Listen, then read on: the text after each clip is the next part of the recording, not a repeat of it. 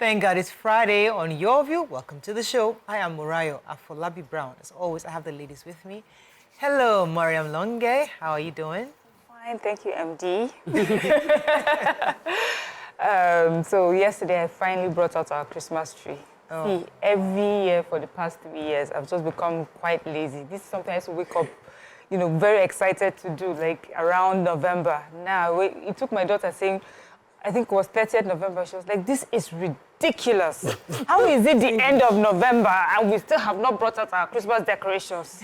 So, since they called me out, I now brought it out yesterday. We are cleaning it and then we'll start setting up over the weekend. So I had exactly the same conversation with my daughter, Michelle. Okay. She said, Mommy, why is the tree not out? We're the only ones that I'm not. I'm like, it's just November. It's so stressful. When is it supposed to come out? Usually, when I was growing up, it used to come out December 5 because my father's birthday. Okay. So even though we're Muslims, we just bring out a tree for the sake of having because my father's birthday. But my kids, last year I didn't even have any tree at all. I couldn't be bothered. But this year I'll try. I'll make it. Usually, like, third week in November, it will be out. Oh, wow. I You're do it very early, good. but I'm a Nigerian. I don't understand Christmas tree. I've not done, no, I think I did it once, but I just didn't connect. So, my children no longer need the tradition. They should have done tradition when they were smaller. So now, I'm not doing tradition, I'm not doing Christmas tree. Until further notice. Maybe if The grandchildren come. something, but I'm not bothered. How are you doing, Nima? Let me come to you. I'm fine. I love the pink. yes. Yes, so this really was popping. our gift from the governor in 2021. I guessed. Taylor lost it, found it, lost it, found it. So I'm looking. Wow. I love the I love your color. Yes. Color, you got a beautiful She got color. a beautiful I hope I slay tomorrow because I have an event tomorrow. My kinsman, Professor Aziz Butali, there's a reception in his honor. He's a professor of oral pathology, radiology, and medicine. Wow. College of Dentistry, University of Iowa, and he'll be in Nigeria. So we'll have a reception at the GRA Ikeja tomorrow. And he has warned me, Nima, every year when they do this event, you don't show up. So this year, I'll be you have showing announced, you have cast yourself Yeah, on I've TV. even said it, so I'll be showing We up. will make sure. Yes, I'll be showing up. How you doing, Tokwe? I'm good. I have a speaking engagement today. Today is Friday. Like, Had one yesterday or 2 days Yes, ago? I had one yesterday. I put mic inside my vision board. Who sent me message to put mic inside my vision board? They've been giving me mic everywhere.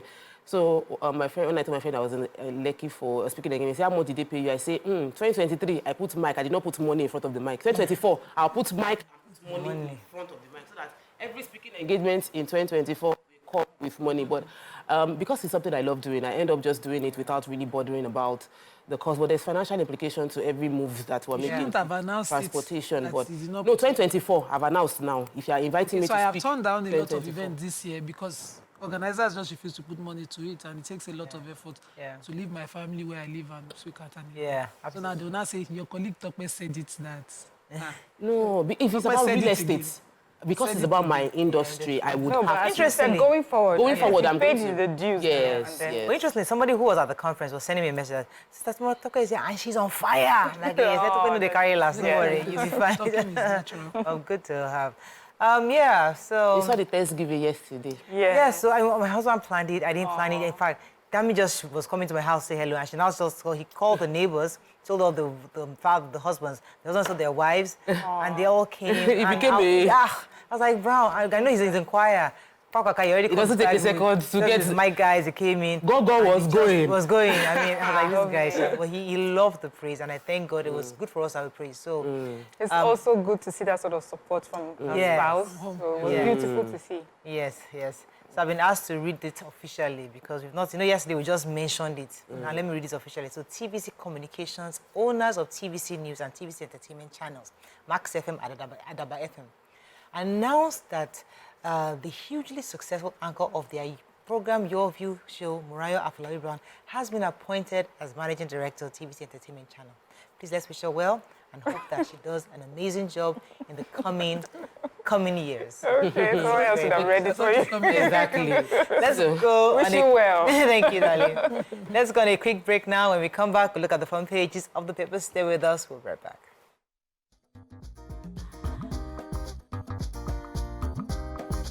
Stay tuned. Your View will be right back. We're going to start with The Nation. Thanks for staying with us. All right. How federal government will tackle budget 2024 deficit by Edun. Aiyedatiwa Ondo House close ranks. Medical Dental Council. We will help to address doctors' mass exit.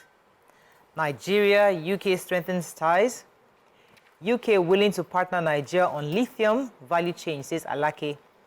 Lagos Abuja demolitions, Ohaneze kicks.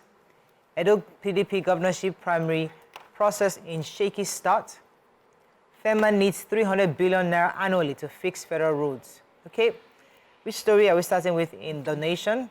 If you don't mind me starting with Aiyedatiwa, so the top functionaries of the Ondo State government yesterday began the implementation of that peace brokered by the president between the substantive governor and his deputy. So they had adopted the terms of the agreement at the governor's office, Laide Bakare, yesterday, with a pledge to work for peace. And for the first time in 3 months, secretary to the government, commissioners, special advisors, and other aides of Governor Rotimi Akeredolu converged on the Executive Council chambers for an ESCO meeting, where the Deputy Governor sat as Vice Chairman of the State Executive Council. And apart from those commissioners, special advisors such as Babajide Akeredolu, the Governor's son, Director General of Performance and Project Implementation and Monitoring Unit, Adetunji Adeleye, SA on Security Matters, and Dare Aragbaye, SA on Union Matters and Special Duties, were also present. Also, the House of Assembly, led by Speaker Olamide Oladije, has withdrawn the matter before the Court of Appeal that he brought against the Deputy Governor, asking for interim orders against restraining him. So they've withdrawn, they've started the peace broke, so we don't have court actions anymore. The appeal challenging the jurisdiction of the Federal High Court to hear Aiyedatiwa's case is also withdrawn, and 3 members of the panel of the appeal court dismissed the appeal after, dismissed Aiyedatiwa's appeal earlier in the year, earlier last month. I think I took that story last month. So things are looking good on those states. And the point of interest is Babajide Akeredolu, the SA, who is the governor's son, part of his cabinet as well. All right. Yes, I have our president met with the King. British monarch, King Charles III, at United Arab Emirates, that's in Dubai, on the eve of the ongoing 28th United Nations Climate Change Conference, COP28, as we all know. Our president expressed, optimism in, this relationship. In fact, let me just read out his tweet. He says that he had a productive meeting with His Majesty King Charles III, who is also, as we know, the head of the Commonwealth and also a passionate climate advocate. He said it was a significant meeting that will help strengthen the partnership between Nigeria and the United Kingdom. He's also optimistic about the positive impact the joint efforts of Nigeria and the United Kingdom will have on our planet's future as we look forward to setting an equitable global standard for environmental stewardship. This administration is very loud on, and the environment. It's good to hear, good to see, and good to see that we're leading these conversations on platforms like this. On a related story, the British Deputy Prime Minister Oliver Dowden has said his country's National Economic Security Council is very interested in partnering with Nigeria on energy minerals such as lithium. Dowden spoke at the unveiling of the comprehensive investment package in Dubai, and between him and the Minister of Solid Minerals Development, Dr. Dele Alake, in London. They're actually in London, not in Dubai. A statement by Alake's media aide, Mr. Kehinde Bamidesom, said that the comprehensive investment package comprising lithium value chain, top talks between the British Deputy Prime Minister Oliver Dowden and our own minister. We're pretty excited about that. The British Deputy Prime Minister said that the meeting was to kick off the discussion between both countries on how they can partner with trade and investors, how they will sit down together to work out details of partnership, especially with lithium mineral. I'm pretty happy that that is going well because we see how we need that. Okay. So the president of Ohaneze Indigbo had given a statement concerning the demolitions. He said that he's calling for a suspension of demolitions taking place in Lagos as well as in Abuja following the complaints they've received from Igbo people that have felt that this is affecting them or it is against them. It's also in that same line.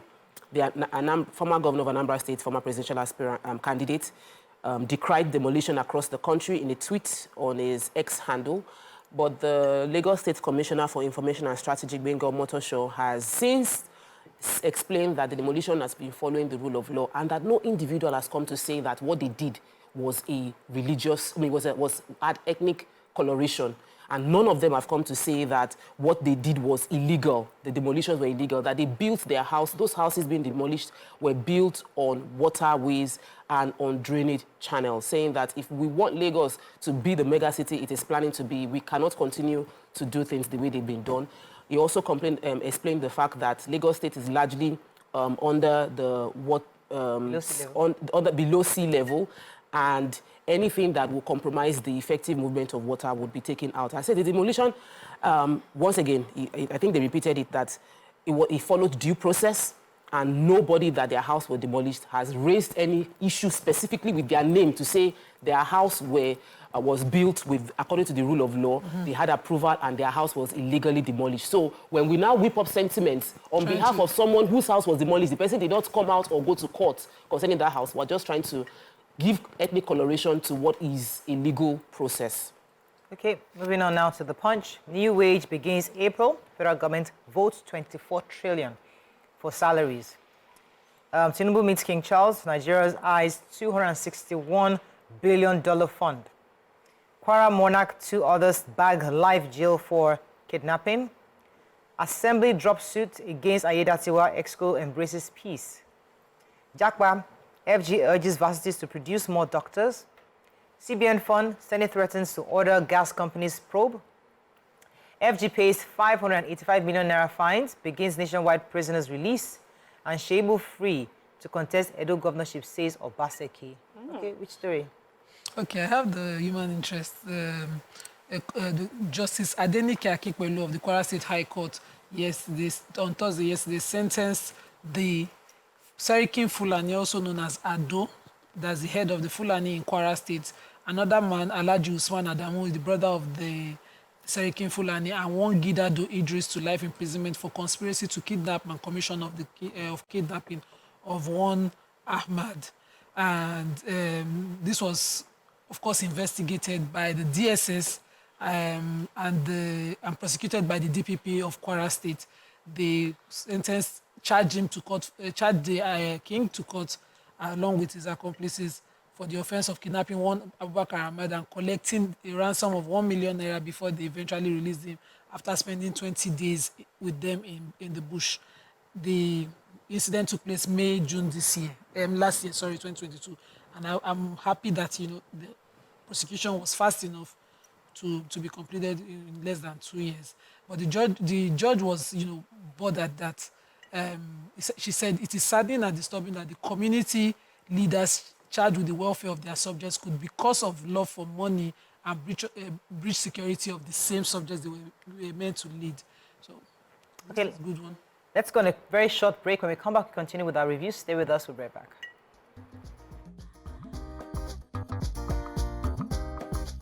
Stay tuned. Your View will be right back.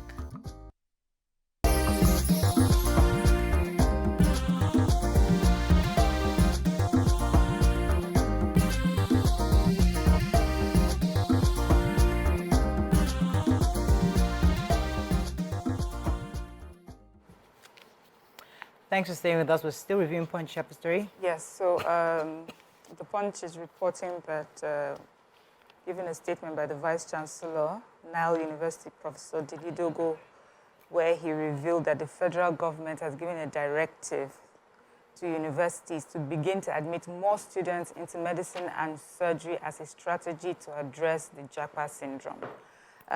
So this particular university, the Vice-Chancellor was saying that, so for them, in response to that, they would increase medical students' admission by 100%, and that this particular university, the Nile University, graduated their first set of medical students, and they will be admitting 195 students next admission season, and for them, this is a 100% improvement. And also, they have made quite huge and relevant investment in that particular faculty. So that's medicine and surgery. They're working to pursue sound educational competence for their students, so far and so forth. The reason I'm a bit reluctant in reading, it talks more about this particular university. It just gives us a few lines that the federal government had given a directive. So I think that's what's most important right now, that government, in another way to, alleviate the impact of jackpot syndrome on our health sector, is encouraging universities to increase the number of students that they would admit in medicine and surgery. And I hope that this means qualified students. And then also, this is hope for a lot of students who've always wanted to get into, but the space have been quite limited. Yes. So that means hopefully we also get more students Are we who are creating incentives qualified, for the doctors, for the teachers? Because we had a Conversations we can have. yes, lecturers also should be. So there's something that I know about qualifying for to study medicine. The initial admission is good, is done generally, but the first year requirement to get to second year level downsizes the number of students. So All right. Any story in Punch? Let's move on. Yes, quickly. I do have a story in Punch. The Shaibu Obaseki, the governor of Edo State, has said that his deputy has a right to contest. He said it in a way, when you read it, you would understand. Were you there? No, I'm reading. Read the words. Just Let me exactly. read it. He spoke about the deputy governor's declaration to run and say, as a Nigerian and a citizen of Edo State, he has a right to run. That it is not his decision to make. That the PDP party in Edo State has over 1 million members and his vote is small. It does not determine, he doesn't determine who becomes the flag bearer of PDP in Edo State. He also said that it's the party members that will decide, and if he wants to run for office, he's free. However, the party itself is starting their process for nomination primaries on the shaky ground, because somebody called for a meeting and the secretary said, no, I did not call for the meeting. According to the PDP constitution, only the secretary can call for a meeting. So in PDP themselves, they need their areas where house together. They need to, from the presidency all the way, they need to keep their house together. Let me talk this story very quickly. CBN, they're saying that the Senate Committee on Gas Resources probing the 135 billion naira Central Bank Intervention Fund said it will invite anti-graft agencies to join the ongoing investigation. The panel gave the threat when the affected companies, 14 of them, appeared before it on Thursday to defend their utilization of the CBN Intervention Fund. They described their defense as unacceptable. The alleged lack of synergy between them and the Ministry of Petroleum Resources and the CBN. They also queried the discriminatory disbursement of the funds to beneficiaries and wondered why some firms collected more than the 10 billion naira credit limit. So many things, so many questions have been asked from this probe, and the task of the committee is to ensure that the company actually expend the funds on what they collected it for. See how that goes. Moving on quickly now to Daily Sun. FG paints scary picture of poverty. HIV/AIDS. Nigeria has achieved 94, 90, and 76 of the global 95, 95, 95 UNAID target, says government. Demolition on Haneze to meet Sanwo-Olu. Shetima in Anambra commissions projects sponsored by Emeka Ofo. Ondo Assembly Speaker withdraws suit against Deputy Governor. How robbers killed Ogun top government officials. And court asked to jail AGF for Fagbemi over alleged contempt. Okay, which story? I'll take the human interest story. So a staff of the Director of Finance and Accounts, the Director of Finance and Accounts attached to the Governor's Office, Oke Musa, a staff of his, Taiwo Oyekomi, was shot and killed by suspected armed robbers on Wednesday in Abeokuta. So the story was that he and a driver had driven to Fidelity Bank and withdrawn some money. And on their way back in a homemade bullion van, is the way it's described, and on a particular bridge, they were accosted by 5 people in a car who were wearing hoods covering their faces. And then they got down, they shot Mr. Taiwo Oyekomi, who is the director, in the staff, Taiwo Oyekomi, and he was shot. And but the driver was injured, and then they got a sledgehammer, broke the bullion van where the money was kept, took the money and left. The 2 of them were rushed to the hospital. Unfortunately, Mr. Taiwo Oyekomi passed on.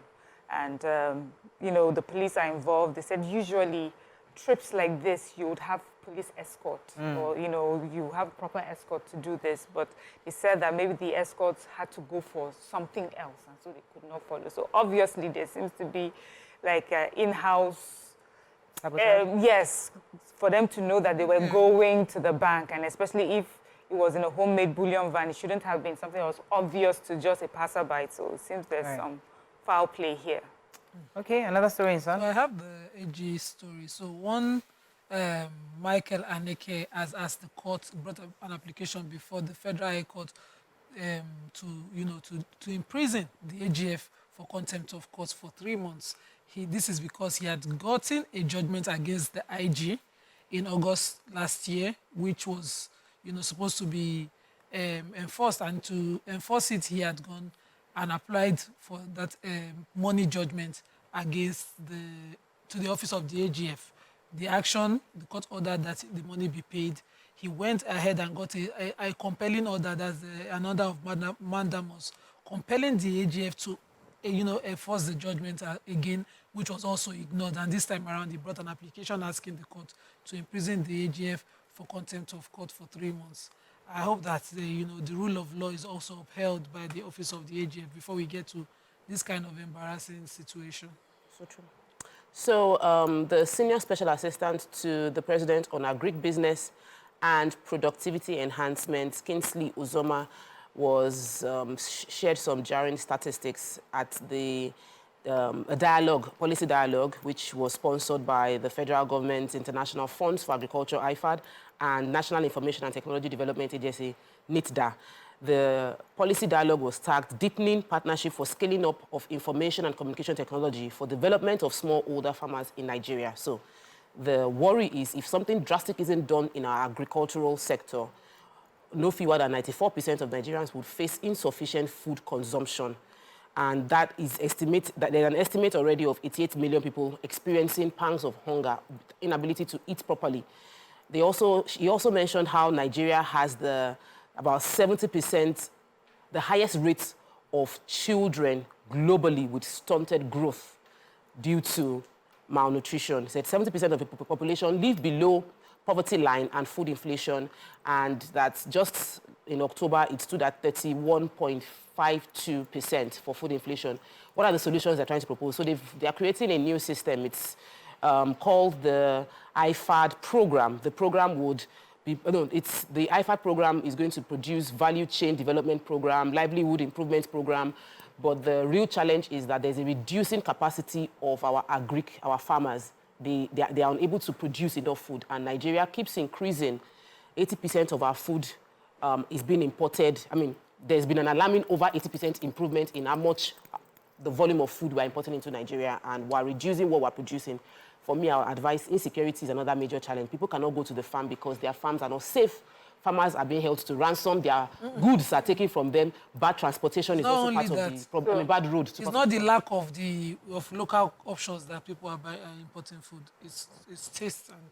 No, it's that's part of it. But also these particular policies that programs that you're talking about would aim to enhance income and food security through sustainable practices and integration. So there's so many... On a better note, maybe, I would say National Coordinator of the National AIDS, Viral Hepatitis and STI Control Program by the Federal Ministry of Health, Mr. Adebobola Basharun, said at the press briefing that Nigeria has achieved 94, 90, 96 of the global 95 UNAIDS targets for HIV. What that means is that 95% of people who are living with HIV must know their status. 95% of people who know that they have HIV are being treated, they're put on a life-saving antiretroviral therapy, that's ART, and 95% of them who are on treatment are being virally suppressed. Now, we have achieved 94, 90, 96. That's some good numbers, but this means that we have succeeded getting 94% of our people to know their status. However, at this point, because of our population, so it says about over 50,000 children are currently on treatment for HIV, possibly mother-to-child transmission. And Nigeria is on track in achieving the 2030 target for global HIV epidemic control, which is a good...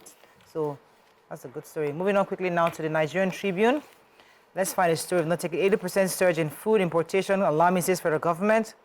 135 billion naira gas intervention project. Senators kick as CBN Petroleum Ministry trade blame. Makinde presents new Aseyin staff of office December 14th. That date has changed like 3 times. I saw 16 before, I saw 19th, now it is 14th. This same... So I think he's trying to do it for most of them on the around the same time. Okay. Reps NCE argue over concrete technology for road construction, and 2024 budget. Reps call for fiscal responsibility, public service reform.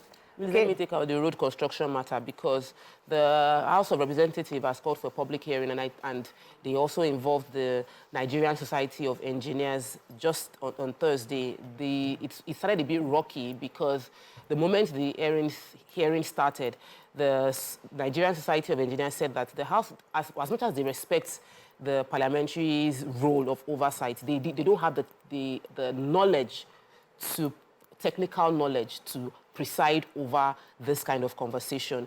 And this is because the Minister for Works has said he wants to do most of our roads. We want to adopt concrete technology for our road construction, and the conversation has to now involve, from a professional point of view, is this right or is it not?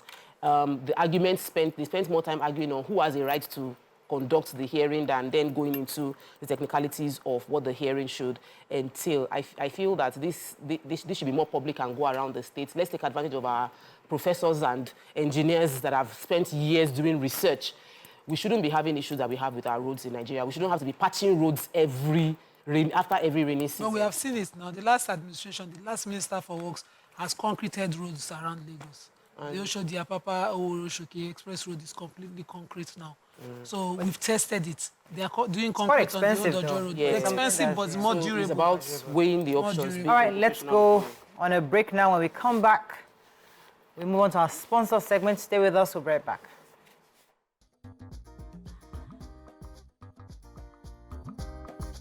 Stay tuned. Your View will be right back.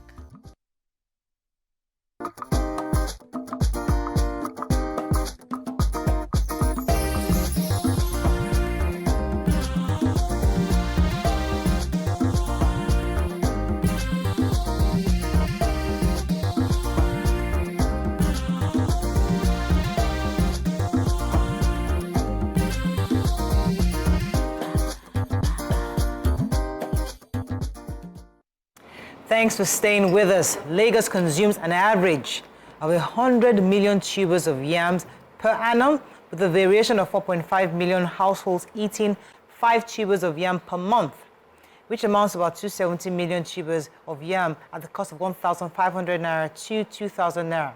Now, join us on the show to tell us more about how we can enhance this farming sector is the MD CEO of Flap Co-op Asset Rise. That's the MD, that's Mr. Oluwadurotimi Ojamumoye. Welcome to the show. Good morning. Good to have you on the show again. Good morning. Good morning. So, Eco Yams project is what you run on the Flap Co-op. Tell us about the Eco Farm project. Thank you so much. So I joined the conversation from your analysis about agriculture and the problems we're currently having. And if we don't begin to innovate in indigenous solution, we will end up having more inflation and more food insecurity. So one thing we've done in Lagos State is to analyze the Lagos market. Lagos, with almost 25 million people, giving an average of 4.5 million households, that's over 270 million tubers of yam, and that's over 270 billion worth of value to 540 billion. But yet, we don't produce anything in Lagos State. I think some times ago when Qatar and the Qatari government was saying that they were in trouble when every other person in the world decided to shut their economy against them.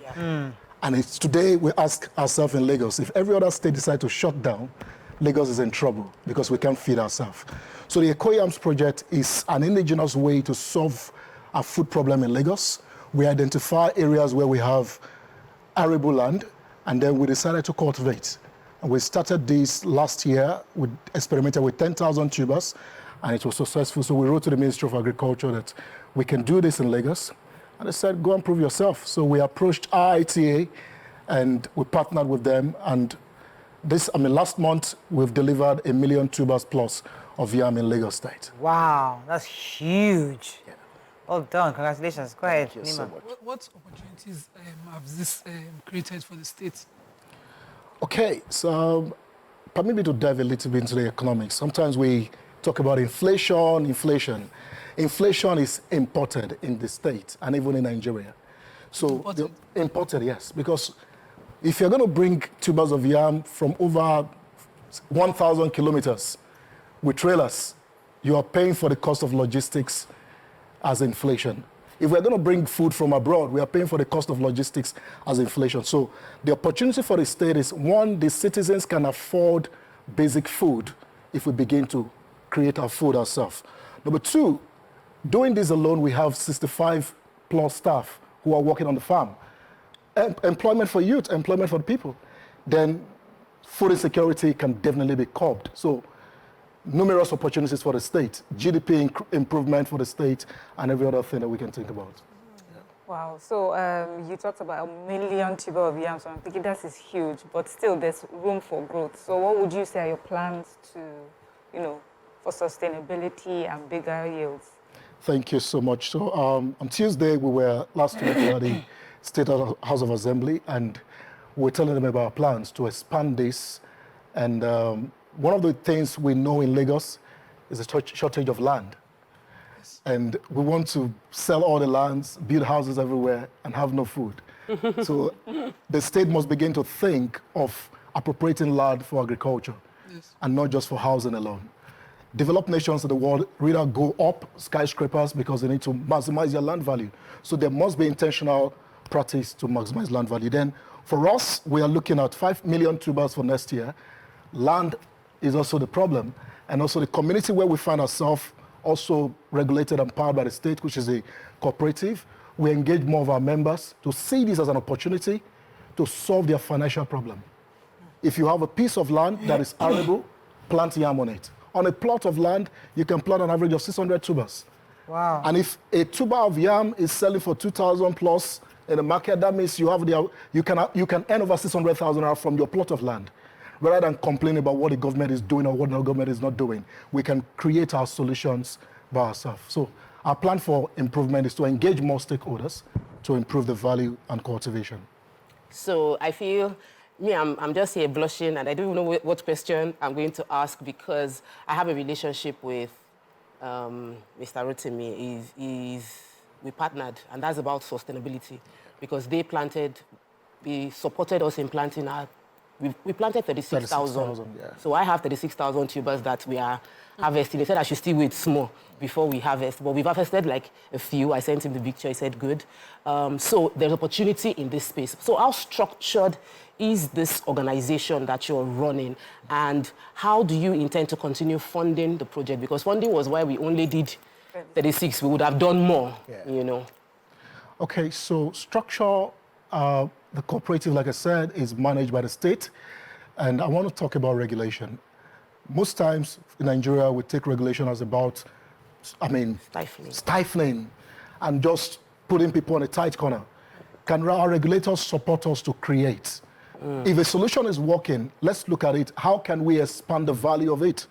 And for the cooperative end, Lagos State has been doing fantastic. A lot of cooperative in Lagos doing well.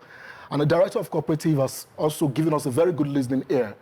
And because of the agri-tech failures and people duping people, everybody's careful. So when regulators have to come in and say, okay, how are you doing this thing? Let us know, so that people don't get to have the bad effect because you are not well regulated. So regulation is a key thing. Then number two, stakeholders engagement. We try as much as possible to engage a proper education on everybody that is coming up onto the program. So for her, we told her about the possibilities, and also I'm not a key yam farmer. My skills are limited, and that's why we signed up with RITA, International Institute of Tropical Agriculture, so that this doesn't fail. And if we continue with this engagement and regulation, then the value can be increased more and more. So lots of young people are listening to you right now. They're thinking, okay, how do I get involved? What can I do?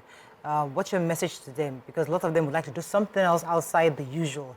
And farming seems like a good idea, but it seems kind of dirty and, you know, time consuming. Okay. What would you say to them? Thank you so much. So to our fellow youthful Nigerian, Japa is the syndrome, but I can tell you that with less investment in this country, you can be wealthy. The population of Nigeria is a good volume for us to create wealth. So I'll give you an example. 1 million tubers, we are selling yam at affordable price of 1,000 per tuber. And even the abokis cannot compete with us. They come to buy from us because when they bring their yam, it's more expensive. And so we're talking about ₦1 billion generated from just yam. So if you can do a plot, 2 plots, you can create more money. So for our youths, look at agriculture not being dirty, but as a way to create more value. And you earn more money. And also, I want to say that if our government can give us more accolade. So we were at the State House of Assembly, like I said. We deliver 40 packs of these tubers in boxes. And we're saying now, rice is expensive. A lot of companies who are giving out rice for incentive, they won't do that. So can we give out a box of yams that is 10,000 naira? Just give me an idea. And we do that. And That's a lot of what I'm persons are giving. ordering from us to, and as of last week, we have to shut down the portal for ordering because we have oversubscribed more than the volume that we have. So that's to tell you that there are opportunities in Nigeria for our youth. Sure. We can be creative and solve our problem indigenously and then export yam. Just say it again. We Solve can our be problem. creative, indigenous, and export our solution to anywhere in the world. Thank you very much. That's why I'm in love with you, right? Thank you so much for joining us. We appreciate you and wishing you all the best and hopefully good business. Thank you so much. All right, let's go on a quick break now. We'll come back and to our hot topic of the day. Stay with us. We'll be right back.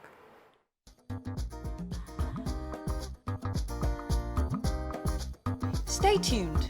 Your View will be right back.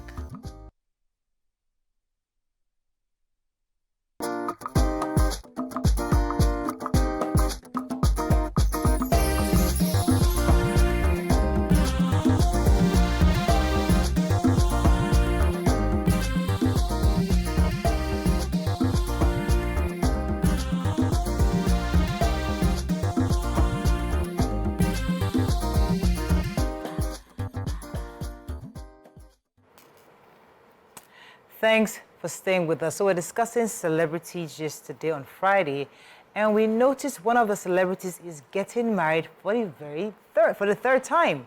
Laide Bakare will be tying the knot with her heartthrob tomorrow, and many of her followers are very excited for her.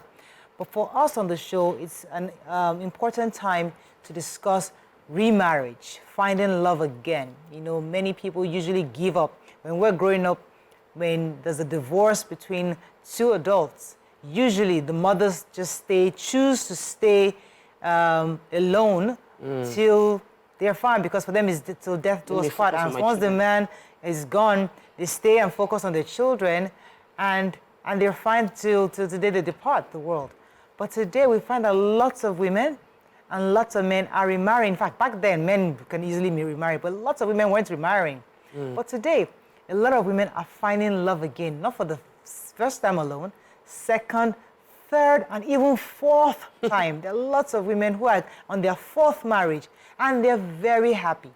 Now, it's important for us to have this conversation because it's until we have talks like this that normalizes some of these decisions so that people can be comfortable to find love again. But the question is it appropriate for a woman to say, I want to find love again, while having children for another man?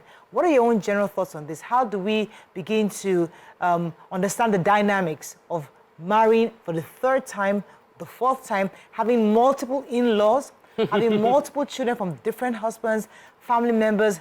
How would you see how society can accept or understand this? Let's give us a call on this number, 081-0764-1679, 090-241-63440. Please tweet to us at TVC Connect. Please hashtag YourViewTVC so we can read your tweets. As I said before, a lot of men back in the day can remarry. In fact, they have 2, 3, 5 children, it was normal. But women today, are having children from multiple men. It happened back in the day, but it wasn't wasn't in our face, you know, because me, I know that. Then do you even get married? I have aunties that trust me, they've done this thing. But today, the people celebrate it. It's your third marriage, you're happy about it. Is society changing to the point where we're taking away some of those things that we used to shy away from? I think it was wrong to judge people for seeking love. I think that women are shedding the baggage. We're shedding those baggage, those expectations, those limiting expectations. I don't think there's anything wrong with seeking love. I don't think there's anything wrong with marrying again with the hope that I will get it right this time. I remember us interviewing Shafi Bello, and there was with excitement, she was like, I would love to do this again. So if a man feels like he should try again, a woman too should try again. There's nothing wrong with it. Of course, there are other sides to this story. Why did our mothers stick to raising their children? It's because they are worried about the ability of the person they marry to love and nurture their children like theirs.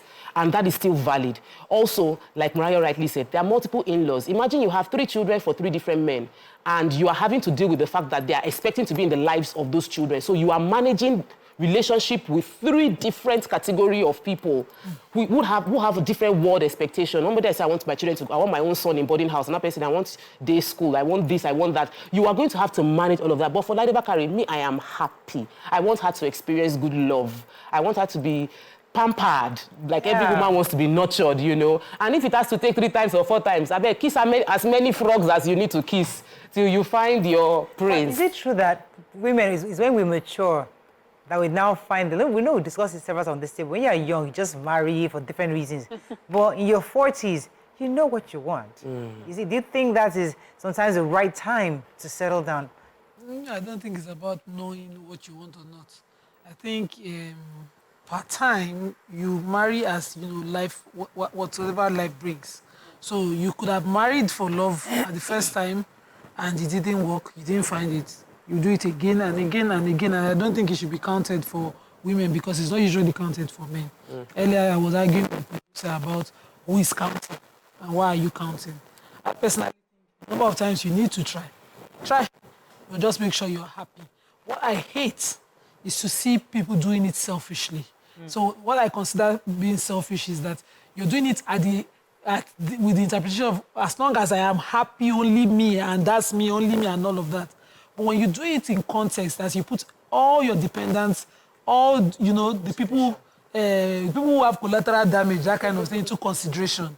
So, which is why people think women don't want to try again. Usually when you're divorced, you're thinking, how do I carry on these kids into happiness?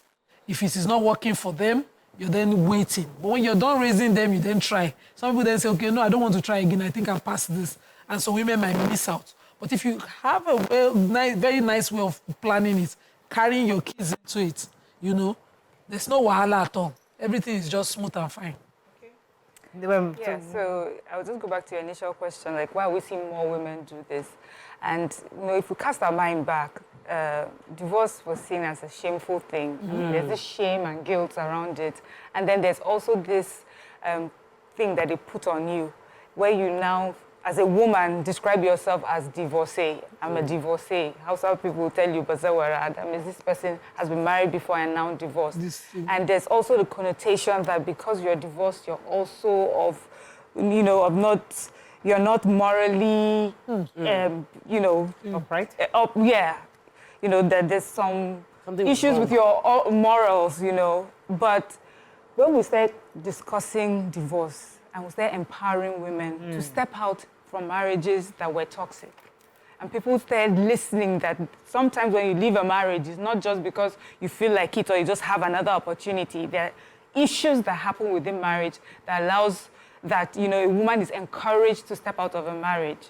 And that has taken away a lot of the guilt that women would normally carry with them, knowing that they're living a marriage. Now that they know that the world or the society will support you for being strong enough to leave a toxic relationship, you know, then it also builds that confidence that you can do it right the next time. And then you hope that you meet the next person and then you fall in love. So I am married to someone who was married before. And by God's grace, I don't speak for him, but I believe that he's quite happy in this marriage. So imagine if he didn't marry me, he would have lost on this happiness that he's right now. So I really encourage men and women who want to go ahead and settle down and find that love, that it's possible to find it, and usually you're able to do it with experience, in hindsight, make some better decisions for yourself, and hopefully the person you're going to end up with, would come good as well. I was going through the Nation article that was listing out some 12 celebrities. Sis Stephanie Okereke-Linus, I think it's her second marriage. Yes. We just remind us. Do you remember her story? I don't remember her story. I can gist Please, you. what happened? She was first married to a famous footballer. He was at the height of his career, and then we heard it broke down because it was a toxic marriage. And then she was a lady of a particular age. At that time, when you're in your 30s, they already see like you're, losing out. And then she met this man. As in... And before divorces, when you're marrying again, you do a small quiet. Yeah. She was one of the ones that showed us that as a divorced woman and you meet the man of your dreams, you can celebrate it big. It was like a castle in Europe. Yeah. She had this beautiful wedding dress. Yes. And we've heard only good things since then. He's always supported her. Been a team. Yes. Powerful team. Powerful team. It's good to see that she found love, real love again the second time. And we have Funke Akindele. She also was remarried. Then Mona Lisa Chinda, too, has also had her own share of divorce and remarriage. Clarion Chukura, also. I think hers was 3 times. I'm just getting through the nation's list here. Then we had Stella Damascus. So I feel, you know so what? the whole conversation... Nima said something. Nima said that, who is counting? Who gave people the right to count the number of divorce or marriage somebody has had? Because when we're counting for men, we're not counting the same way we're talking about when we're talking about women. No, when we're talking about women, we're counting... The reason why we're talking about this is because we want to normalize the conversation. Yes. So that people who are in marriages where they're not happy, or maybe they're in toxic marriages, can be comfortable and happy. So, if these people can find love again, I too can. And that's the conversation. We're not trying to condemn or judge the act. Oh, of course. We're saying very clearly that I know our own point of view. So, I'm I want our viewers to understand the reason why we're having this conversation. When we have this majorly women. Yes. There are male Nollywood actors who are also divorced, who are trying again. Exactly. But where will we find the list if we just check like that? We don't see a compilation. We'll go back to what I said, where the woman is the one tagged divorcee. Yes. The man can so that's the counting thing Toko is talking about. That. We are counting for the women. We don't have a list same for way the men. for the men. So for me, I feel that another important part of this conversation is the fact that when a woman is divorced and she wants to remarry, if she has kids, she's now marrying, it's okay for her to marry another divorcee, not for her to marry a single guy. Yeah. They see that, she has a child already, and then that is seen as a baggage that you cannot marry into. That's why a lot of women held back from marriage, because they were having to carry the burden of hiding their children. And it happened. There were many women in past times that were married and divorced, and they hid the fact that they had children in their previous marriage, or even the fact that they were previously married, so that they would be taken for who they are. Let the women that are divorcees breathe. Let them be accepted for who they are. Don't judge them based on, what did you do in your former marriage? Or how will I relate with the fact that you have 2 children? What if she can take care of children? She's not expecting finances from you. She just wants companionship from the marriage, but everybody around is judging. Even when the man accepts the woman, society still looks and wonder, how are you coping with her? How are you relating with the children? Are you sure the former husband is not coming in? We've created this thing that we've accepted for men, but we are putting women under binoculars to scrutinize. And if you search deep enough, you'll find something. But we should give opportunity for women to find love the same way we give men opportunity. Miriam just mentioned in Hausa how women are tagged divorcee, and she also mentioned the Hausa term for it. In Yoruba term, it's called dalimoshu. But there's no term for the men. And we've seen that it takes 2 to make a marriage work. It takes 2 to crash a marriage. Yes, sir. 2 ununderstanding, lack of uncommunicating people can crash a marriage. But the woman is usually tagged a failure to leave that marriage, to not find a way to make it work. So I had a relative that stayed in a marriage for over 30 years, but she chose divorce after 30 years. Everybody put mouth down until one old man in the family said, leave her, it's time. She stayed to just raise her kids. she saw she was disempowered, she was highly abused. It took her to leave to also see how dependent that man was on her. But she did not leave when she could have been tagged because of the kind of culture, the Islamic setting where she was from. She just rather maintained. The moment she was able to find her empowerment, it took 30 whole years to serve one person and stay. And she could have, she was just a strong person. She could have mentally gone otherwise. So this tagging thing that we enjoy, do we think about the consequences on it and how it might curtail a person's freedom to leave an abusive setting? You know, we in our society, it's triple jeopardy, not even double. You don't empower the woman. Yeah. If you even empower her when she's in an abusive marriage, she cannot be empowered to leave. She will not have help. She'll be asking, which shelter will I go?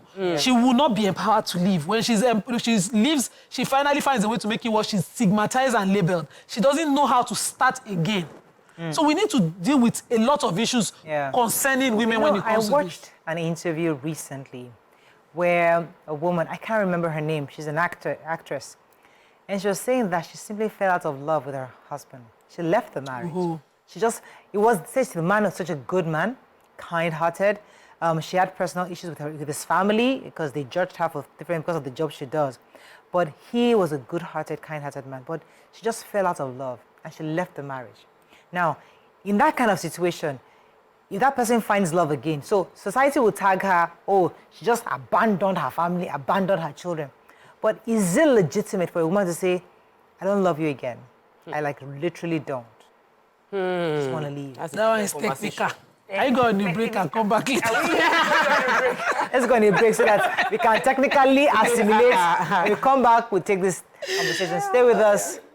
We'll be right back.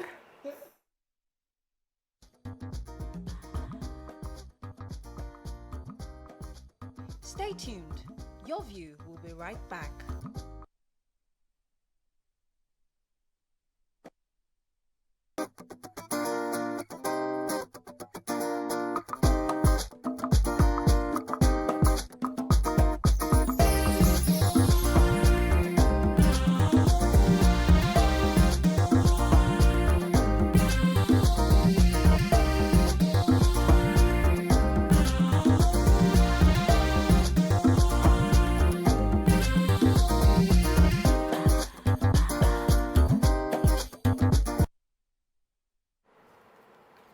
Thanks for staying with us. So we have Alero on the phone to join the conversation. Good morning, Alero. You like that name? Good morning. Good morning. Yes. Today's topic is actually important that is relatable to.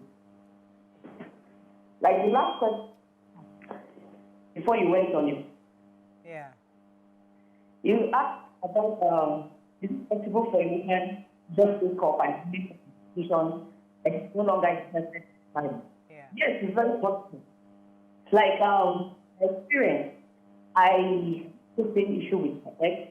I didn't have personal issues with him, but I actually have issues with his family. So mentally, I was already off the whole relationship. But physically, I've not told him that I was. But subsequently, when it began to mess up with my mental health and all of that, I just woke up one day and then I just feel I'm over and then I'm over the whole relationship. So it's actually possible for one to just wake up and then tell your partner you're no longer interested, and then he's not actually at fault for because of some family issues and all of that. Thank you, Alera. Thank you for taking us into this conversation, because some women will tell you what Alera said, their mental health. Yes, you feel that maybe in her own case, is a family, her husband's family she had issues with. But there's some people, and this story I was also referencing, was the family, and maybe the inaction of the spouse. You know, allowing your family to do so much, and I just lose respect for you. The regard I had for you, the leadership I thought I had, that you had, you don't have it. And because you don't have it, I just can't connect. So because of that, I need to leave. Now my real issue is, when she leaves, and now she finds love elsewhere, society judges her because she left a perfectly good man, a great man who could have been a husband, a father to her children, an amazing man. She left a good man just because she fell out of love. Is that even justified in any way? In love with a good man, the conversation would have changed things. Yeah. Not necessarily. We choose our friends, we don't choose our family. those are his family members. I'm doing an estate of a late man, and the family members, according to the wife, are, in fact, they're upside down. They walk with their heads and they stand with their heads and think with their feet. You know, those kind of people that are just awkward. And in a group like that, you cannot find one person. I used to ask someone else, in the whole of the family, there's no one person that has wisdom. Yeah. You know, there must be one person that doesn't do everything with the group. There must be one person that can say, no, this shouldn't be how it's done. You know, this is not right. There's no such person. But if you have a good man, what that good man does is that he will protect you. Do you know the late man provided, knowing where he's from, knowing the kind of people he was born into, the family he was born into, he made provisions for his wife. He just protected the woman even till death. So if you marry a good man, that issue itself shows, you know, is part of it. Shows up. But a bad man will tell you, it's my family, you better die or live. So or anyhow that's you do For me, it. I would say it's possible to leave a good person. A good man, a good husband, a good brother-in-law, a good, you know, it's possible because you do not love that person. I don't know, maybe it's a bit different with marriage, but I have been in a relationship with a good person that I stopped being in love with and I left. And I cannot say to you that this is what he did bad. I just knew within myself that this was no longer in not love. the person for me, you know? So now the question that you've asked is, what makes divorce valid? Are there valid reasons and are there some reasons that are not? I think as long as you are unhappy in a marriage, toxic or non-toxic, if you know that just continually being in that relationship makes you unhappy, to the point that it would reflect. That's the thing with good people. You are not in a relationship with someone who's a good person. You are not in love.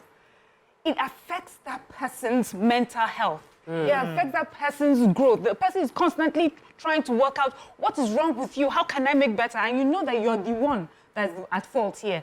This person has done nothing wrong. This person has no reason to keep pushing himself and fighting to make a relationship work when you know deep within yourself he's the only one working towards that relationship. So that's another good reason to leave a relationship, because you now allow the other person a chance to meet the person that would really love and appreciate them. So I like that you put it in context. That, you know, you're not in love. You might be in a relationship. A lot of people are in marriages, they are not in love.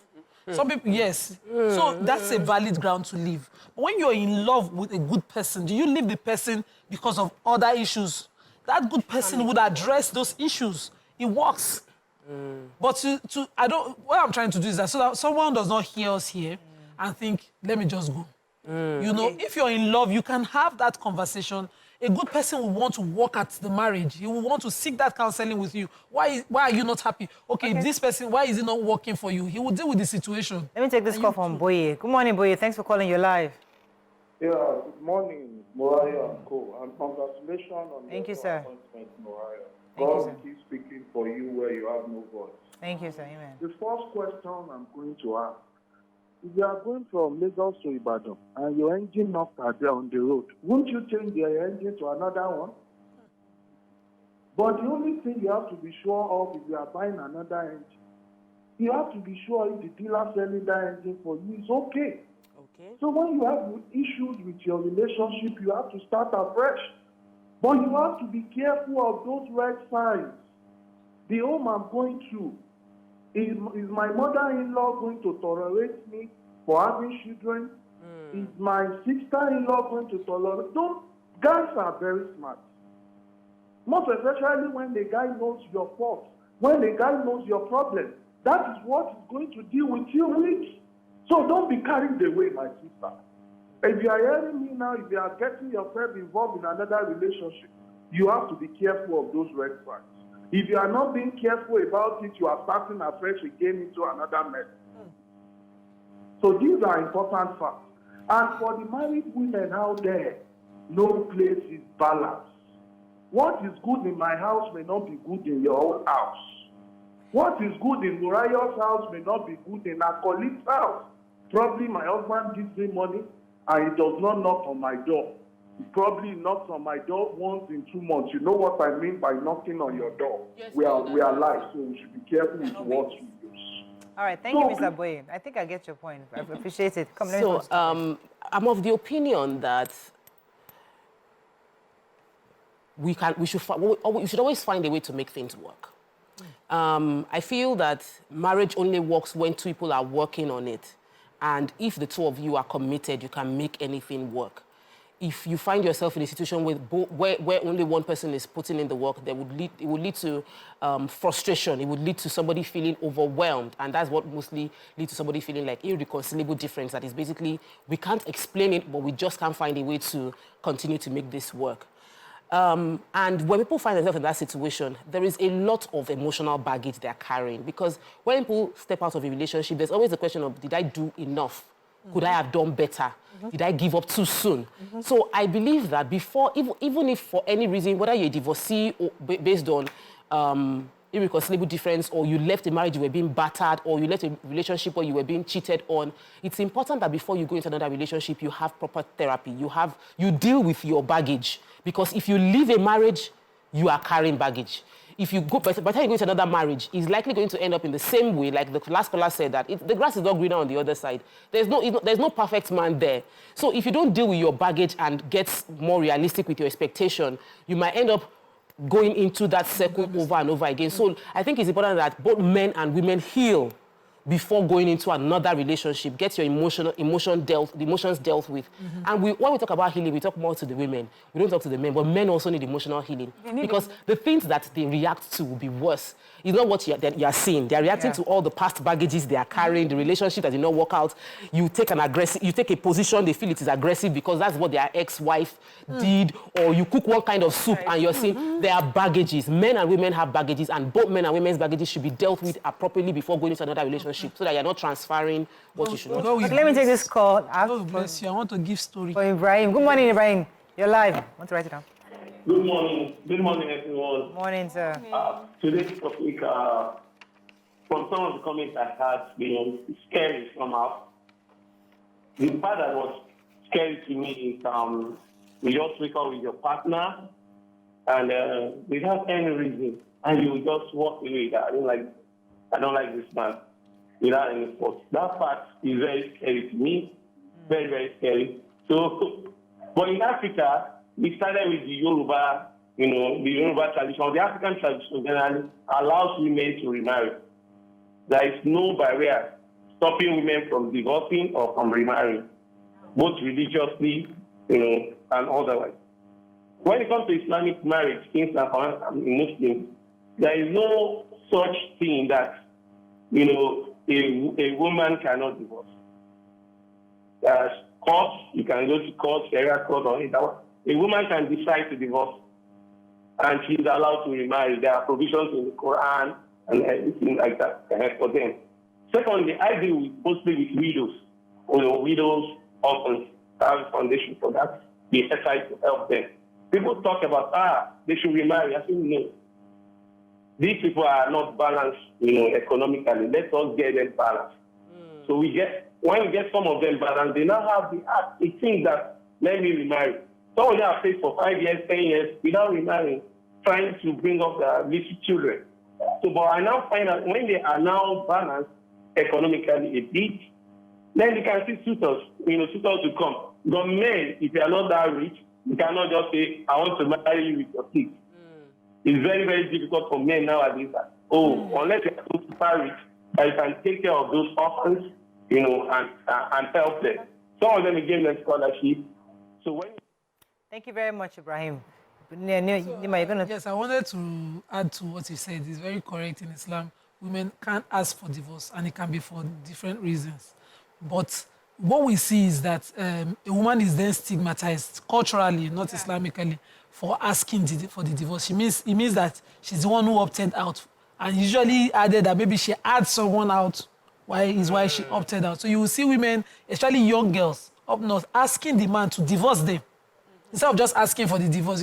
I've told you to divorce me, whereas you can just ask for the divorce and go back home. But because of the cultural impediments disturbing your movement, you'll be asking him to release you rather than just taking your divorce and go.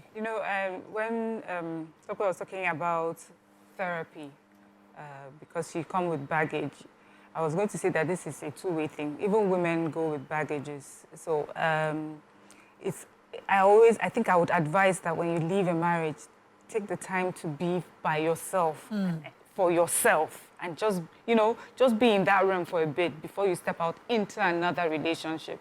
Even after doing that, you will still go with some baggages, but not as badly.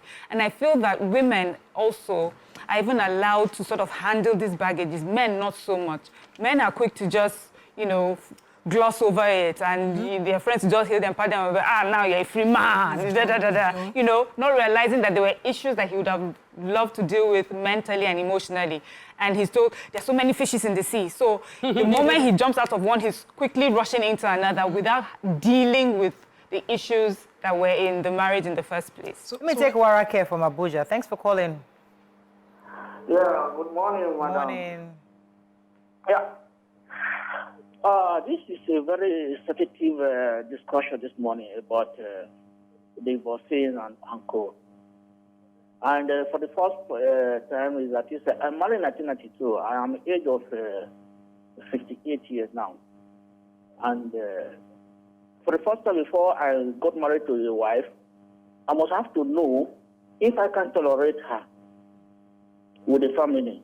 And my wife also, can you tolerate my family? That is otherwise.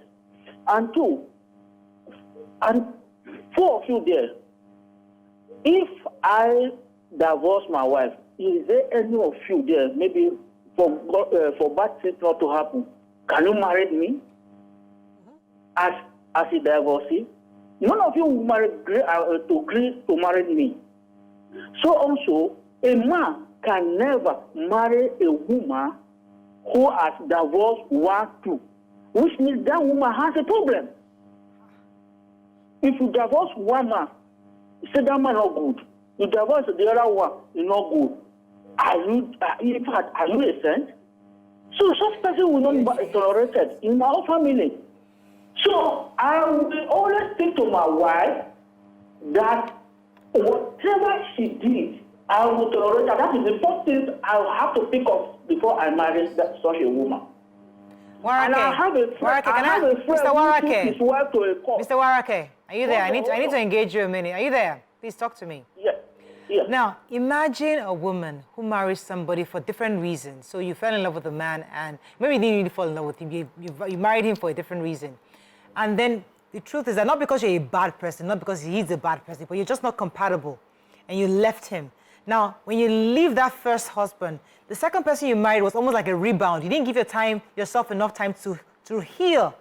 So you get into another relationship, and because you went fully healed from the first one, that also crashed because both of you didn't really get time to know each other. So then you realize that I did not heal before I got into the second one. That's why I met the wrong person. Let me take out time. So you take about 3-4 years to heal, and then eventually you're mature enough to now find somebody who you truly, truly love, and both of you are now together.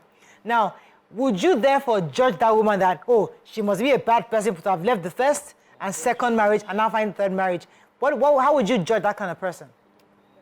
First of all, I must have to know what.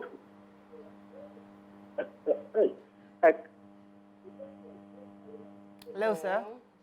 Mr. Warake. Okay, I think we lost. You see, I will not judge as the first place because, first of all, I want to know whether have you married before? Yes. What did you do to that divorcing? What do you do with that divorcing? Yes, I have to know. What do you do to that divorce? It's not labeling. What he's talking Thank you, Mr. Warake. Let me let you go at this point. Yeah. What he's talking about is largely how is your threshold, your patience level. Severance. No, patience. Because it takes effort to live with any human being. Yes. So what he's saying is that usually if he was a divorcee as a man, and a woman like you, he asked all of us the question, would any of us be willing to marry him without knowing, his level of patience? Won't you ask what led to his, the failure of his first marriage? Yes. Usually maybe he's abusive, those are the questions in the mind of a woman. So he's saying what he has decided in his own marriage now is that whatever his wife does to him, he has decided to make it work, to be patient with her. So his question is when he sees a divorced person, that person must have allowed the marriage to fail for certain Did he put in the work level of maturity? That's a baggage you have to carry. You, as a human being, you have to carry the baggage because everybody is looking at you and thinking you did not do enough. Yeah. So you ask yourself and you doubt yourself if you truly did enough. But you need to ensure that you deal with that baggage before you go into. But did you do enough? Because they're still divorced. Do we judge the person? No, we're not judging. No. But these questions are going to be. Will society judge the person? Because the truth is that. Can we twist it? Can we twist it? Because even me, I will. Can we twist it? If I was divorced and somebody was asking what led to the divorce, why did it need to work? Can I be understanding that person should have those fears validly? Oh, yes. Absolutely, yes. So that's why instead of saying we are judging them, let's understand that people would always think these things and expect it. So if I left for a good reason, can you therefore respect my decision? If I find out it's for a good reason and then but how many people can I explain if you can't be on the edge when I'm asking. Because I can't explain to everybody. Therefore, don't even judge. Don't assume. Respect the fact that you've seen. Don't ask. Truth is, society will judge you if you like. Doesn't matter. Write on your forehead all the reasons why you left and how hard you worked. Nobody cares. The person that it should be important to is the person that is now interested in wanting to do having something with you. Then you can explain to the person the reasons why. And that person also has the right to decide if the reasons you gave are valid enough for them. And they'll use it to judge to see, what if I am in similar situations? Is this what you come to do? And those are the only groups of people that you need to explain to. But the world will judge you. I was just remembering recently my mom and I was talking and she was telling me how my dad, when they got married really young. He was in NYSC, very young. And she said the marriage became quite tough as they were growing older. She says this sweet young boy that she knew was changing right before her eyes. Success was coming. He was now hanging out with friends. He had become popular.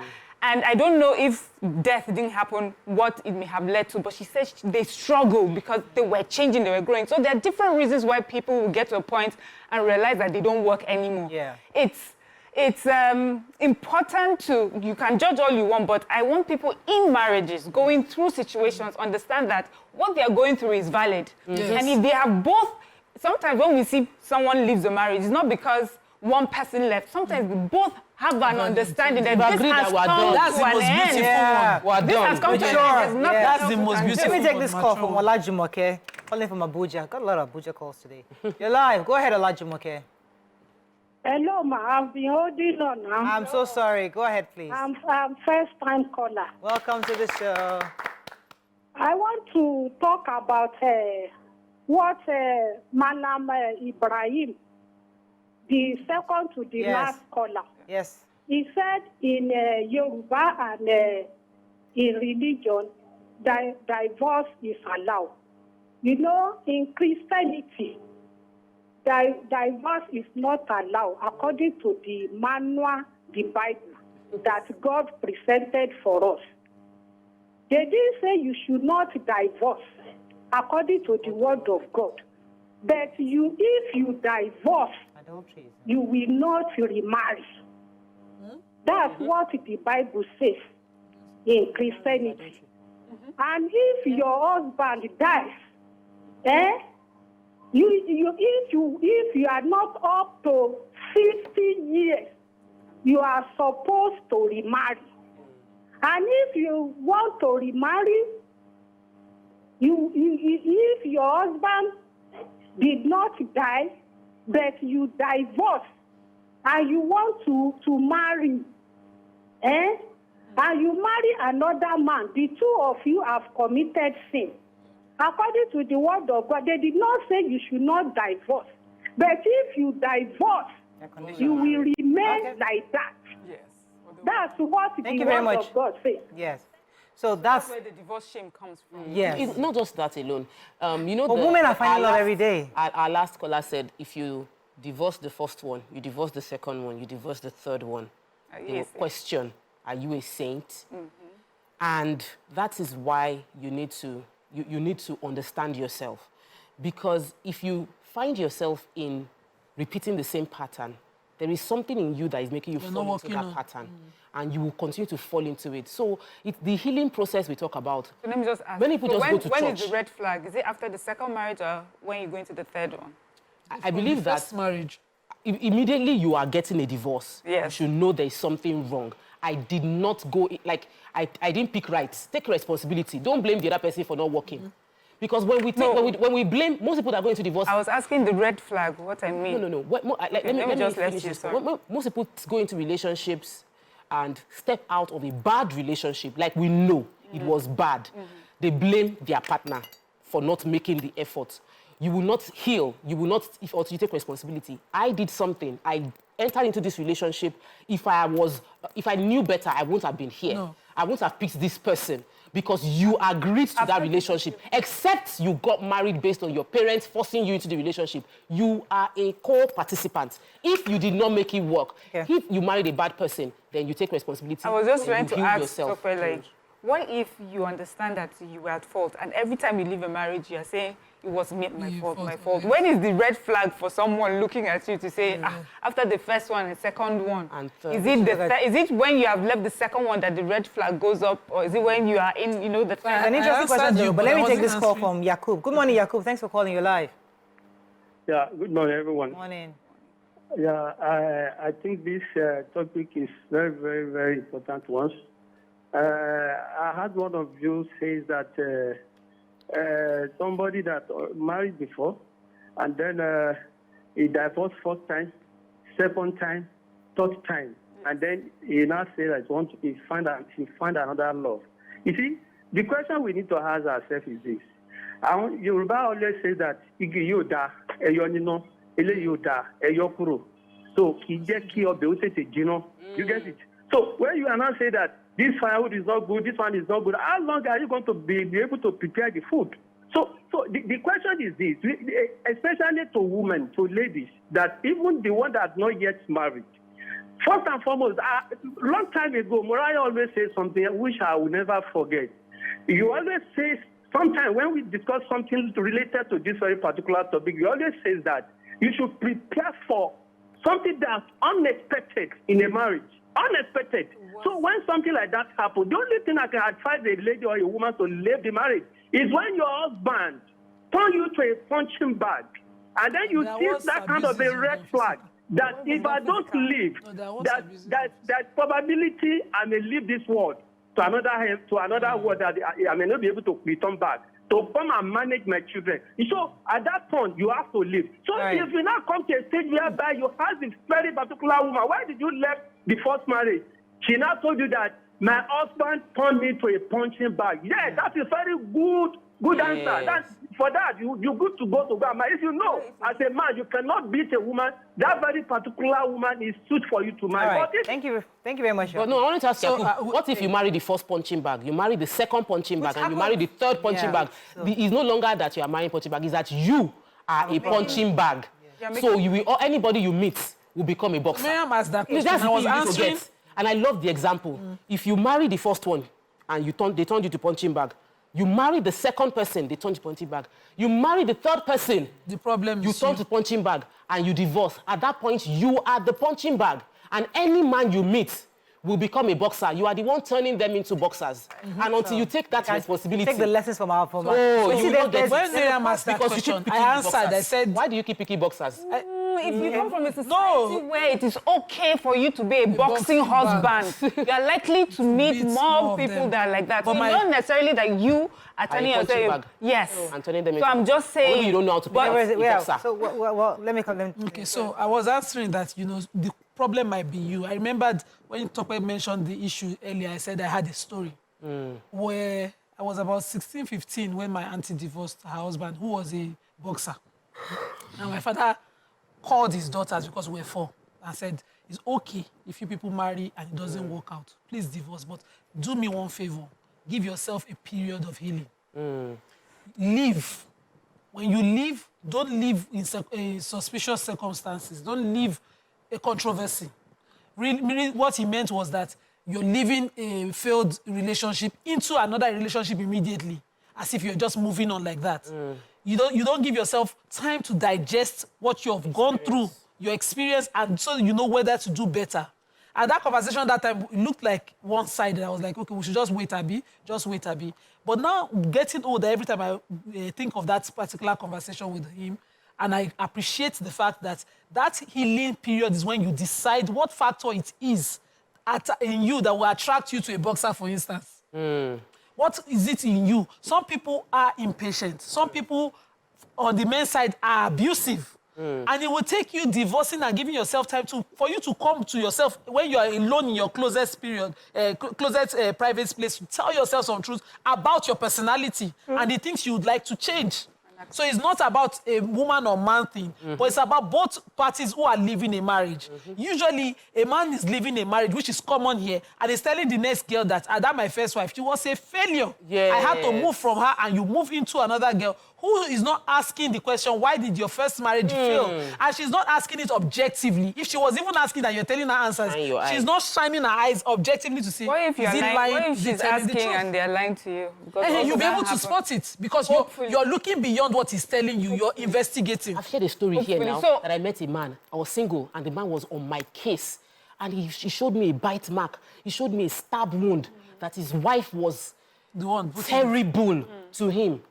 And I said, I cannot date a married person. He said he's going to divorce her. Fast forward a few months later, the woman was pregnant. The woman just had a child. I was like, how would you, because you are on bed rest, not just pregnant, like on bed rest. So where did those marks come from? I don't know. Maybe he went into... Maybe he got them from childhood. Maybe he got them from childhood. Okay, you know, we always talk about preparation before young people get married. And I think Maureen and I have always talked about the fact that wait till you're a bit older to get into marriage. Because there's some things you would not understand, or you don't understand the complexity first because you're so young and get carried away by so many distractions. But as you get older, understand yourself, you're likely to make, better decisions. And so for someone like that, you hope also that means you're likely to get into a marriage that you're sure of, and you're sure of being able to stay, persevere, or be patient when the tough time comes. I was going to, just one last thing. Yakub was talking about physically being abused. How about people that are in relationships where the man is unfaithful? Not just that he's unfaithful, he's sexually careless. So careless, he brings home all sorts of diseases. And this person now leaves the marriage. It's something that she's unable to express to the world and say, this is the reason. But this man takes care of you in the house, takes care of the children. Outside, everybody looks at him as a perfect husband. What do you tell that person? Does that person have a right to leave home? To divorce. How many people can she tell? How many people can she tell? Let me take this call from Lillian, then I'll come to you. Good morning, Lillian. Hello, good morning. Good morning, you're live.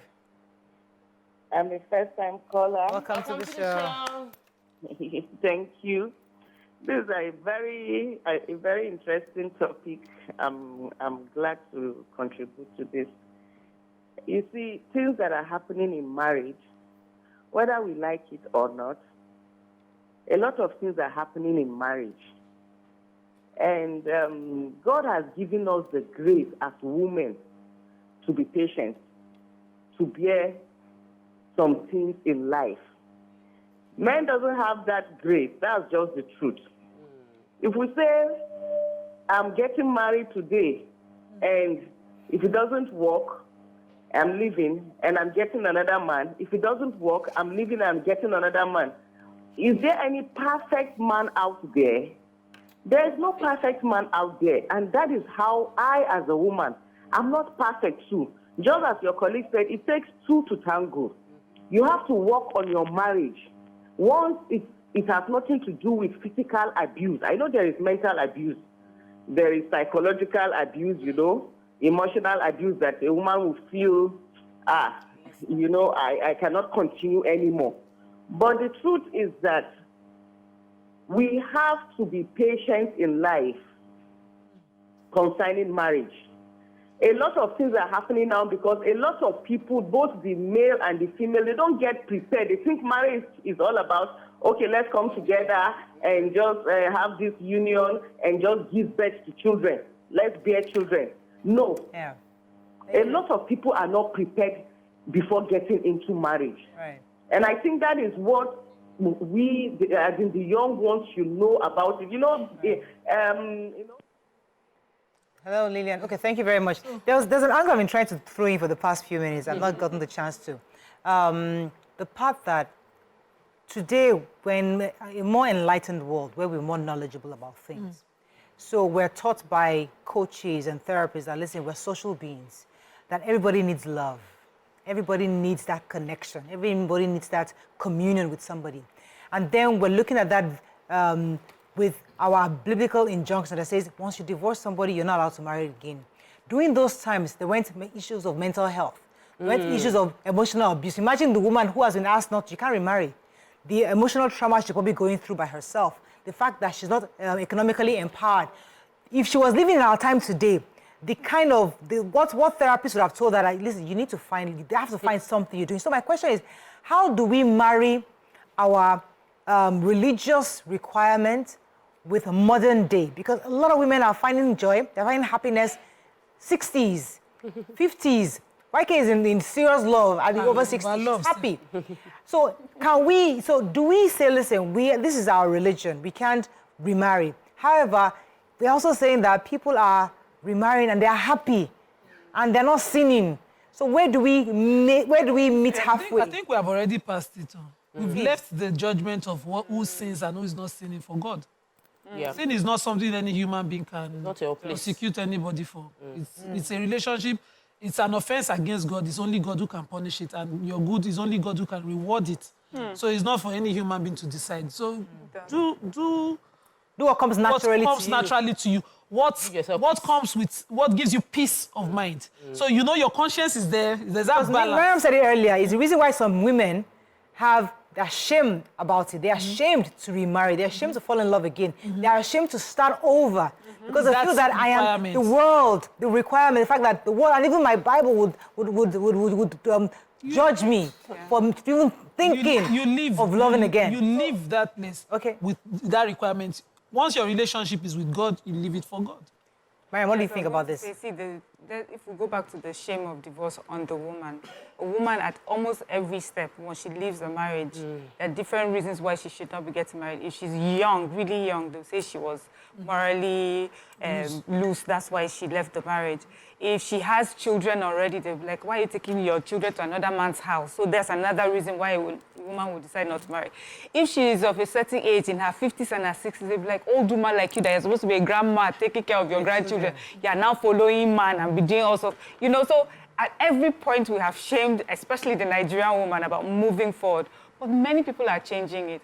At least in places like here in Lagos, you know, and, you know, like the cities, when we see celebrities doing it, it encourages someone somewhere that, okay, there's still a chance for me.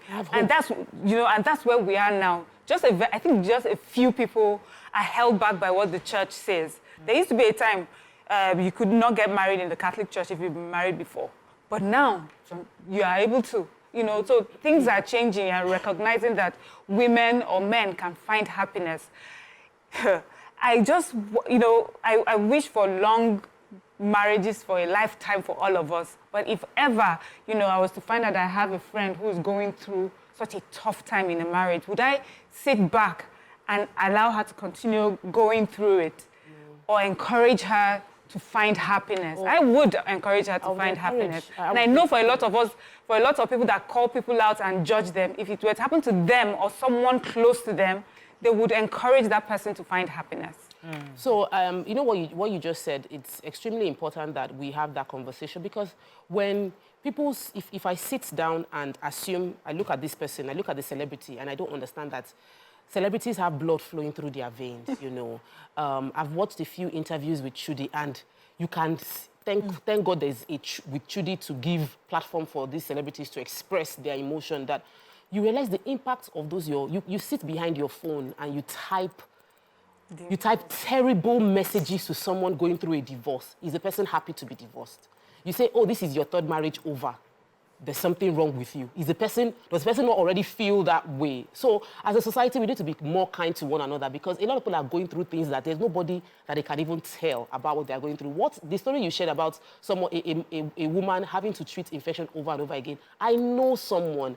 She's a mentee. She's an Ijabite. She got married as a virgin, and she had to leave that marriage because she was constantly treating different infections. And it was because her husband, who knew that she's marrying a Muslim Hijabite virgin, was busy sleeping with everything in skirts outside and bringing it home. It took her a lot to be able to even share it with me because she kept saying, I am having medical issues. I was in the hospital. I said, why are you in the hospital over and over again? What's this medical issue? For a long time before she now told me, after she had left the marriage, what was the medical issue she was going through. So let's be kind towards people that are going through divorce. Let's be kind to people that are getting remarried. Send them good wishes. Give them joy. Pray that they will have a good experience this time around. And because that's what you want for yourself. I wanted to say earlier that, when you, even in first marriages, when you're trying, and when you're trying again, try to listen with not just your ears. Listen well. I remember in my house, my family, the standard for every suitor that came for their daughters was my father would see if you would join him for solar. So if you come around 12, you will see they will serve you lunch. They will do everything. They will be watching you. When he's around 1, he will now get up. He will call prayer and move. And he'll go to the mosque. So there was one suitor that came then. He sat down. When my father came back, as he wanted to, my father said, no, thank you very much. Please greet your family members. Thank you. And the End of story. End of story. So when my husband came, I thought he had heard that story because it was a popular thing then. Everybody used to just chat about that. If you don't pray for their house, you don't chop for their house, they go just say no. So he prayed. And my father was like, no, I particularly love his grandfather. He talked all the stories because we're from the same place. And I kept looking at the guy. My husband was a guy. He did not look like any affair in any way. So one day I just called him up. I said, I asked him where was his office. He had mentioned to me. I went there, I looked for the closest Juma mosque, and I came back to the entrance of the office. I stood there. I waited, it was almost time for Juma. I kept watching. If you're a serious Muslim, you pray Juma as a man. I kept watching. He didn't come out. After a while, I now called him. I said, are you going for Juma service? He said, yes, I'm waiting for my colleague. I said, okay, pray for me, only for him to come out and see me there. I said, okay, please. That's investigative. I went to go and check because some things I cannot just deal. He told me he prayed, but did I take it like that? I went further. Okay, let me take this call and you watch how he relates with people, whether he will respect you. Yeah. If he's already shouting at every neighbor. I'm so sorry. I think I have Victor. Run. Money. Victor, are you there? I think I lost that call. Sorry, Victor. Let's take a few comments on social media, please, before you wrap up. We have comments. I have from Mr. Dr. Tijani. Says marriage is a sacred institution, and that is how it should be by default. Divorce should only be as a last resort, and when the relationship matters becomes irreconcilable. For me, it's a good thing to find love after failed marriage, and it is good for the society at large. There's a reason God created women from the ribs of men, and that is important in marriage. Men need extra patience in marriage than women, and I will justify this with the quote below. Treat women kindly, for the woman was created from a bent rib, and the most crooked part of the rib is the top part. So treat women kindly. That's from the hadiths. Okay. If you want to strengthen a bent rib. I didn't know it was a bent rib. Oh, it's bent. If you try to straighten it, it will break. So end up breaking it. You tolerate it. So I saw this tweet. It said, these women opt out of marriage to become, some women opt out of marriage to become side chicks to married men. Another person said, let's pause that one. So leaving the marriage to become a side chick. Nobody wants to be a side chick. Now, but a man who decides to have a side chick, let's look at it from a different angle, not the usual angle. Okay. The angle like the man isn't happy either. Maybe for whatever reason, he just wants something else. And he also doesn't have the confidence to leave. I'll say side chick as it is. I'm just telling you. No, you leave a marriage as a woman, you divorce. And then you go to be somebody's side chick. Somebody that person is married. His marriage. Oh. So what you couldn't take, you go and dish.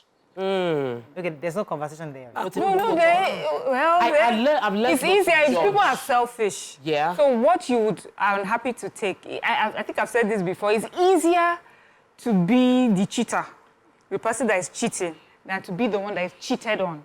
So when you're being cheated on, you are the victim. Nobody likes being the victim. But if you're the one perpetrating the evil, there's an empowerment that comes with it. After all, we see side chicks that tell the wives, if you were that amazing, he would not be with me, you know? The reason why I wanted to talk about it, Mariam, was like, is there anything like true love? Where I'm married to you, not because I hate you, I love you, we're perfect together. But at some point, she's my side chick, and I think I really do love her. And I am willing to do my part to sort you out, but and she also has left her own marriage, but I think we are soulmates. So listen, I'm just saying, because we watch these things in movies where the butterflies come and I get, this is the person I should have married in the first. No. It can be true love. They're the worst. It can be true love. You can. There's no one true love. Haven't you heard? Like I've heard, like older people will tell you, like, I was in this marriage with your father or with your grandfather. I knew I was not the love of his life. That girl outside is the love of his life. Because he did not marry the girl. Yes. No. If he married the girl, he would have seen finish. Your father decided to do right by me and his children and said, you know, at least that covering, you have it. Yes. Because for Nigerian marriage, when you are within the marriage, if death happens, you would inherit. You and your children will inherit. So I will not take that from you. I've broken your heart emotionally. I've left you for another girl. You know that at the end of the day, that's where I sleep. But I have given you this covering. So it happens. There's nothing new under the sun. But it doesn't make it right. Exactly. And now, secondly, women are more empowered. So if a woman is empowered and she can provide for herself and her children, she'll be like, Oga, if you want to go side chick, I will find my way as well. So me, Nima, if I were to divorce my husband, I cannot be side chick to anybody. Thank you. I will fully marry the person. I don't care. Nima, wait, because you can marry wait. I want to jump in. Well, you see, it's easy for you to say that because you didn't have you didn't have a true love in the university. There are some people. Listen, okay, I'm just giving you an example. A woman has somebody she loves. But for whatever reason, I know I've told you, I've shared a story here before. Yeah, we know the story, the true love story. That's true love story. This thing because one person has sold it to you, and you have to just find a way to believe it. Right, the marriage is about commitment. It's commitment. Plenty things will catch your eye in the space of marriage. I've seen things. I've seen some men that seem to align with my spec, you know, and they were giving me eye. It will catch my eye. It is the commitment to the marriage that will keep you there. Because if you water that ground, it will fertilize. Things will grow. Love for me is one of the key recipes of love is commitment to that emotion you feel. So it's important that when you get into a relationship, you make the sacrifice to other things that would attract you around the side and focus on that one. If you give that true love, or who you call your true love, the time, you will get committed to that person. So I don't believe we should even entertain that narrative of true love. Of course, it's not to judge because like Mayam said, there's nothing we've not seen under the sun. There's it to judge part. There is to judge part. There is a story. Let me tell you people. This man, he has his wife, and then he married this very big celebrity as second wife, who was side chick for many years and became second wife. When she now became wife, she now realized that Oga is allowed to leave the house Friday and does not come back to Sunday or Monday, and nobody's allowed to ask question where he's been. So that's how he's lived his life with first wife for all his life. And then when second wife came, she realized she could not take it. So I'm just saying that marriages, you'll be shocked when you are able to get a peek into some people's marriages, how it works for them, what works for them. Hey, I have a juicy story here. Let's hear this let me let you I want you know, say I like that kind of gist. Please, gist, I like So, hi, Mariah, please don't mention my name. I used to be very popular in the university. I used to go out and I had an ex that I liked. But eventually I gave my life to Christ and I'm married to a minister and I'm a leader in church. I missed the romance with my ex once in a while when I was in uni. My husband is nothing like my ex. When my marriage started, I ran away from the lifestyle of my ex into religion. Today, my kids are grown. I'm 48 years old. I still think of those feelings back in the university. My plan is to leave this marriage in 2 years when I hit 50. Okay, but can't you teach the husband how to do the things that she was doing? I can't engage this kind of woman. But this is somebody sharing her heart out to us. But are you sure? Let me tell her the truth. Every relationship that you're looking for, marriage, girlfriend, before marriage, side chick, everything comes with its own insults. Baggage. Not be baggage, oh man, Dani. You know, in marriages, for us to make it work sometimes, you compromise so much, you submit, you do all of that, you put in effort. As a side chick, you will be jumping hotels and all of that. It's effort. The insult that comes with it, you will take it. The insult of, don't call me at certain hours, you will take it. Yes, so, see, I told a single friend that said, I'm not ready for this marriage scene. I'm not ready for, I said, plus you way we marry, plus you way you single. This journey of life will happen to all of us. You will see your own. So you're dating somebody, you're saying, I'd rather be dating him. Are you telling me you don't have certain things that you can never take in life that you're putting up with. Of course. You put up with it. You will see insults. They will tell you, don't call me at certain hours, side chick. You know better than to call adult hours. You know better than to show up anyhow. To just you choose your hustle. Pick your hustle. You choose your, yes. So I mean, the true love that you are looking at outside, that is shocking you, that after many years of marriage, this might not be love. Remember, this might just be an experience. It's not really love. It's experience. Okay, so this person, what I'm hearing her, she's asking, if she's asking us is, I'd rather end the marriage and go and explore life. Or do I explore it in marriage and then he does not hear? Which one would we prefer she do? I think she's okay. She ends and explore life. She should end and explore life. So that's why people, that's why people discuss open marriage. You know that's this. You see, another angle. Yes, another angle. Another evil. Another evil. Let's call it what it is. Well, men are opening their marriages since forever. But when women find themselves like, okay, I'm no longer. This marriage is no longer sexually appealing to me, or we are no longer sexually compatible, or we were never, but we are good parents. You are a good wife, I'm a good husband, and we have built a good relationship. Is it possible to then consider opening the relationship for that? You know, on that note, we can end the show. I think that's all we can take on today. It's a different angle. Just invite the devil to your house. It's an interesting angle because whether we like it or not, today is the devil. Well, fast forward, many parts of the world is happening already. Fast forward time, 5 years time, it might start happening in Nigeria and start wondering. It's always the drama. So let us. The people that you are. Insult is everywhere. Take it inside marriage. It's more honorable. As Nima has rightly helped us to round up, there's insult, there's disrespect, there's sacrifice everywhere. As a side chick, your insult is there. As a married woman, your insult is there. As a grandparent, everybody has, you choose the insult that you want to stay and just stay with it. That's all we can take on today's show. Hope you learned a few things as we have. Join Veronica and the ladies on Saturday and we'll see you Monday. Bye for now.